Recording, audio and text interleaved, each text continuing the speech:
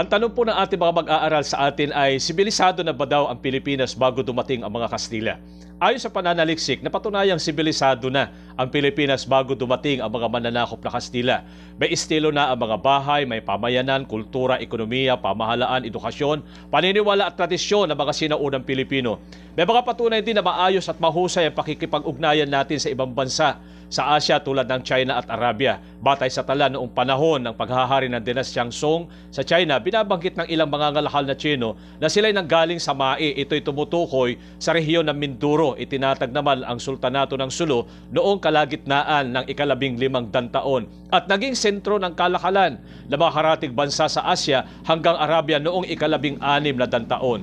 Ang kultura ng ating mga ninuno ay masusuri sa pamamagitan ng kanilang lipunan, pamahalaan, ekonomiya, paniniwala at tradisyon, edukasyon, wika, sining at estilo ng buhay. Batay sa mga mananalaysay na Pilipino at Espanyol, may 3 uri ng lipunan na umiiral noon. Ito ay mga maharlika. Nabibilang dito ang mga pamilya ng dato na maaaring lakan ugat, karaniwang ginagamit na katawagan sa rehiyong Katagalugan. Ang ilan ay binansagang raha, isang Indo-Arabing salita na katumbas ng hari o dato, tawag naman ng mga Tagalog. Kung marami siyang mamamayang sakop, mapapabilang ang dato bilang mandirigma. Maihahambing ang mga maharlika sa mayayamang angkan sa kasalukuyan.